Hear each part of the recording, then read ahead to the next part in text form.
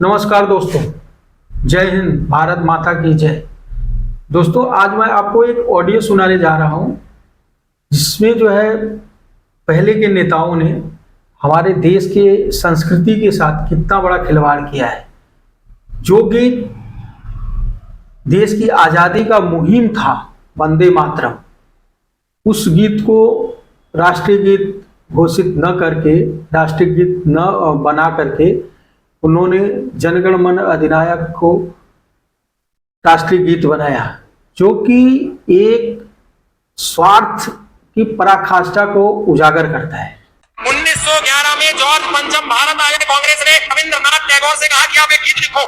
रविंद्रनाथ टैगोर ने गीत लिखा, जनगण मन अधिनायक जय हो भारत भाग्य विधाता। 1911 में कांग्रेस के अधिवेशन में जॉर्ज पंचम के स्वागत में यह गीत गाया गया। 1911 में गाया गया, 1913 में रविंद्रनाथ टैगोर को नोबेल पुरस्कार। क्या कनेक्शन था इसमें? और इतना चालाकी से उन्होंने कहा कि ऐसा कीजिए, ये नोबेल प्राइज आप मुझे अपनी प्रशंसा के बदले में मत दीजिए, ये नोबेल प्राइज मेरी किताब गीतांजलि के लिए दे दीजिए। जबकि गीतांजलि को पढ़ेंगे तो नोबेल प्राइज जैसा गीतांजलि में कुछ भी नहीं है। नोबेल प्राइज इसलिए मिला क्योंकि गीत था जॉर्ज पंचम के लिए, जन गण मन अधिनायक जय हो भारत भाग्य विधाता। तुम इस भारत के विधाता हो, तुम्हारी जय हो। पंजाब सिंध गुजरात मराठा द्राविड़ उत्कल बंगा विंध्य हिमाचल यमुना गंगा, ये सब तुम्हारे गीत गा रहे हैं। किसके लिए कहा?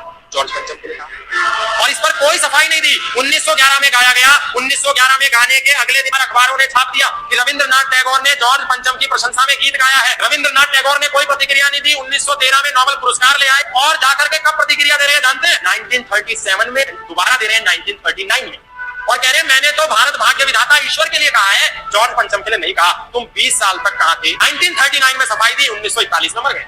यानी जाने से केवल 1.5 साल पहले सफाई देकर के क्लीन चिट लगा करके चले गए। 20 साल तक कोई प्रतिक्रिया नहीं दी। अगर सच में ईश्वर के लिए गाया था तो 1911 में अगले दिन जब अखबार में छपा था तो क्यों नहीं बोले? और आज जब भी हम इसकी चर्चा करते हैं तो वो कहते हैं नहीं, ये गलत बात है, उन्होंने तो ईश्वर के लिए गाया। अरे तो 1911 में क्यों नहीं कहा कि ईश्वर के लिए गाया?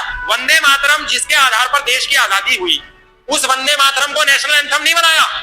ये कह करके नेहरू और गांधी ने कि वंदे मातरम तो भारत के लोगों को समझ में नहीं आएगा, इसका अर्थ उनको पता नहीं चलेगा।